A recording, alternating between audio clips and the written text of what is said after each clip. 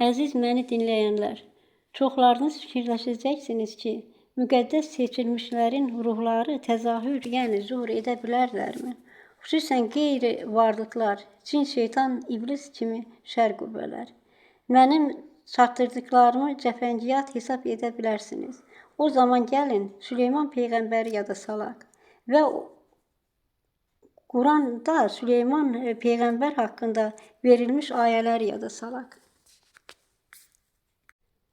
Allah öz qüdrətindən Süleyman Peyğəmbərə o elmi bəxş etmişdir ki, o bütün batində və zahirdə olan varlıqların dilini bilirdi. Süleyman Peyğəmbər cinləri və şər qüvvələri özünə tabe etməmişdirmi? Onu da bildirim ki, Mehdidə bütün peyğəmbərlərin əlaməti olub. Bütün peyğəmbərlərin çəkdiyi, yaşadığı əziyyətlərin, haqsızlıqların, iftiraların, zülmlərin, xəstəliklərin məşəqqətini çəkib. Zühur nə qədər davam edəcəkdi, məlum deyildi. Çünki zühur məkanında insanlar tərəfindən baş vermiş haqsızlıqlar, insanların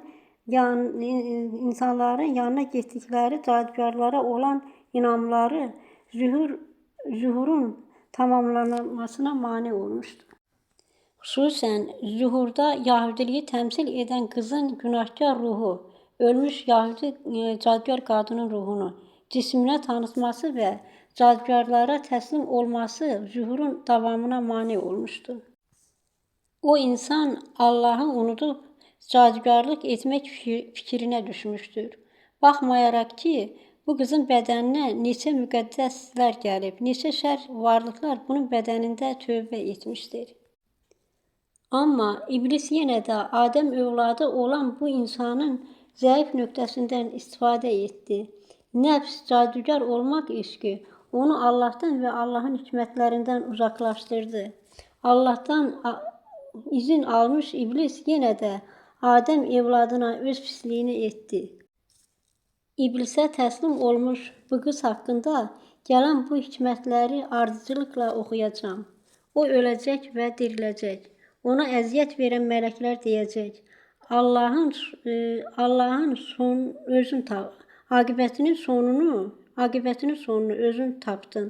Allaha qarşı gəlməsəydin bu cür olmazdı. Burada ölüb dirilmək məcazi məna verir. Yəni, əziyyətə düşəcəksən, zülm çəkəcəksən. Ayənin davamını oxuyuram. Yahudi dilindən ona bildirilən həqiqət təcəllə edənlərdən deyildi. Su üçün özlərini fəda edənlərə bildiriş idi. Dedikləri həqiqəti dananlar sonra gördüklərini nədən dandılar bilmədilər. Su çətin tövbə edən şər varlığı olub. Bu qızın bədənində zühur qurtaran vaxta qədər qalıb.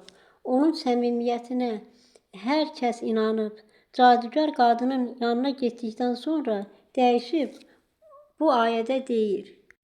Su üçün özünü fəda edənlərə bir bildiriş idi. Suya inananlara bildirdi ki, o tövbəsini pozub yenə də şərə qulluq edir.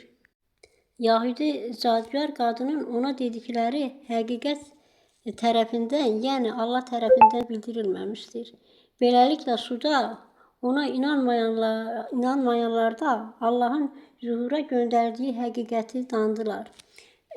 Beləliklə suda ona inanmayanlar da Allahın zühura göndərdiyi həqiqəti dandılar.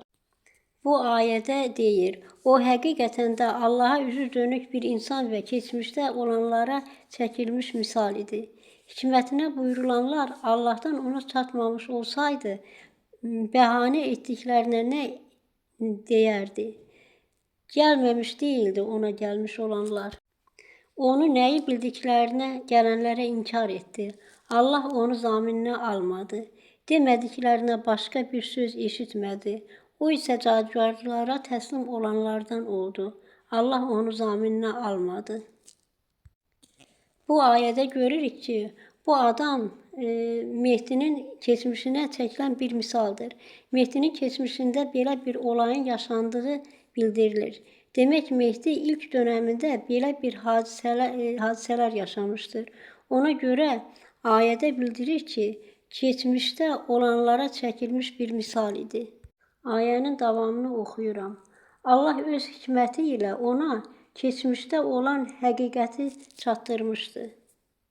O nəyi bəhanə edərdi ki, inkar etdi. Allah onu zamininə almadı.